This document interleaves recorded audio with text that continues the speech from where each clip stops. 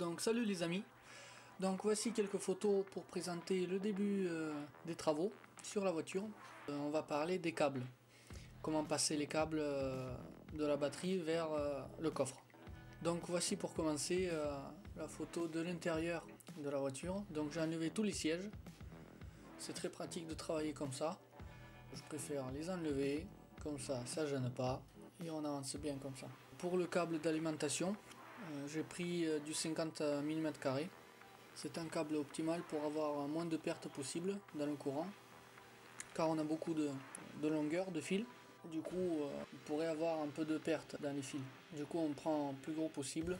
Bon, c'est pas le câble le plus gros, mais c'est un câble adapté pour les amplis. Il faut avoir le voltage le plus haut possible. Donc, la fourchette, c'est entre 13,4 et 14 volts. Donc là, j'ai dû faire le tour de partir de la batterie à droite et aller vers la gauche parce que le trou il était déjà percé au fait dans la carrosserie, et pour ne pas percer un autre parce que c'était vraiment pas accessible dans le compartiment moteur, du coup je me suis dit je vais utiliser le trou déjà existant.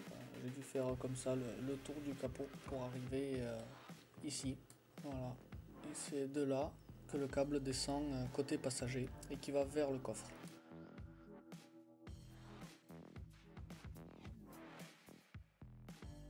Donc pour fixer le câble, j'ai utilisé ces embouts en plastique. Je ne sais pas exactement comment ça s'appelle. Ça évite que le câble frotte contre la carrosserie pour éviter le court-circuit. Donc la sécurité avant tout.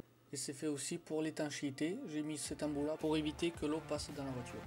Donc ensuite j'ai mis les embouts pour le caisson que j'ai adapté, que j'ai serti les fils dans ces embouts là pour faire passer les câbles ensuite à l'extérieur vers l'ampli.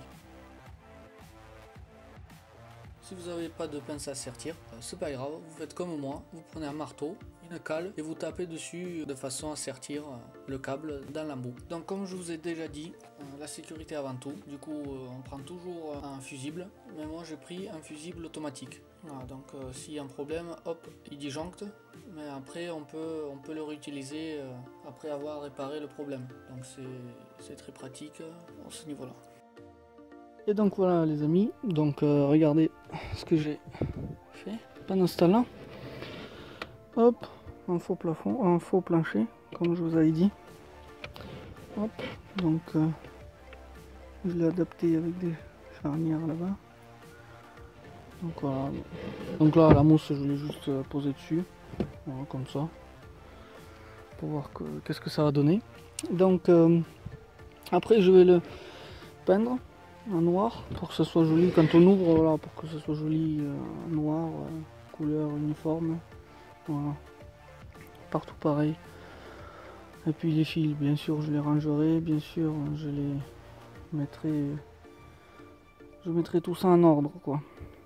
Voilà, qu'est-ce que ça donne maintenant, et après vous allez voir ce que ça va donner après. Bon, on avance petit à petit, on avance. Allez.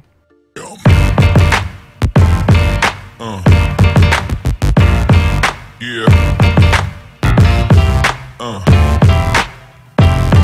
Yeah.